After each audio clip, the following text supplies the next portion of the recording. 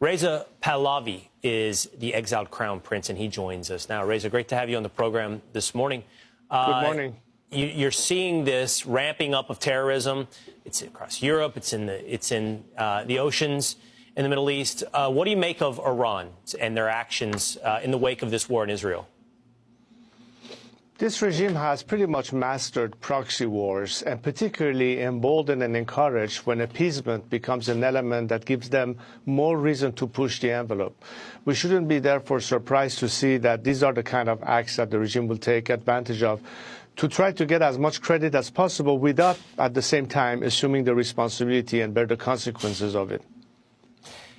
Do you feel like that Iran, we talked about this a little bit earlier, but using these proxy forces, do you think they have the capability of fulfilling the threats they're making, not just towards the United States, but the world at large when it comes to the shipping lanes in parts of the world?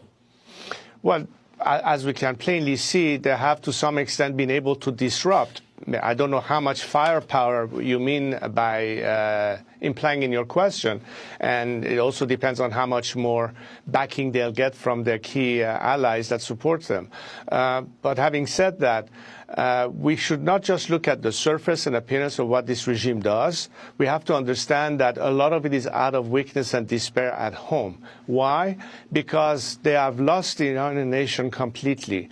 At the same time that they are conducting a war of aggression abroad, they are also using tremendous repression at home. And one has to understand that it is the nature of this regime that demands it to behave the way it does. In order to maintain itself in power, it has to continue maintaining repression at home, but at the same time conduct a kind of aggression to, first of all, deflect attention from itself. And this is why they use proxy wars to achieve that exactly, whether it is Hamas or Hezbollah or any other proxies that they support, including the Houthis.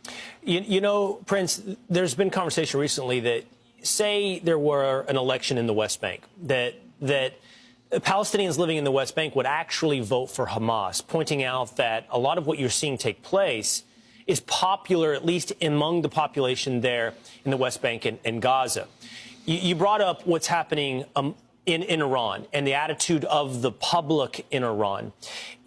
You're telling me this is vastly different, that the Iranian regime is unpopular with its own people there, and that they have to conduct repression domestically to keep control of the population.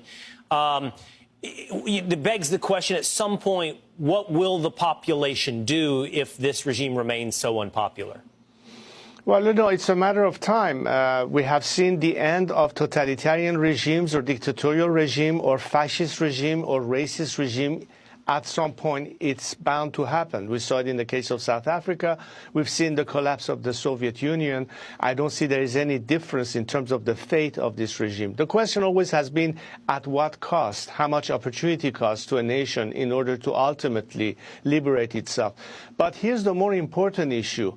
On the eve of Christmas, and when I think of the fate of Iranian Christians who probably as we speak are now trying to celebrate Christmas in illegal underground churches, because on the surface their leaders and priests and new converts get executed by this regime, which considered moving out of the faith illegal. We have to understand that the values that the Iranian people stand for are the very same of the free democratic world. And I find it astounding that to this day, rather than supporting in a policy of maximum support to a nation that is the best army in the world in place to bring about change, they have not received the support that they deserve in order to free themselves.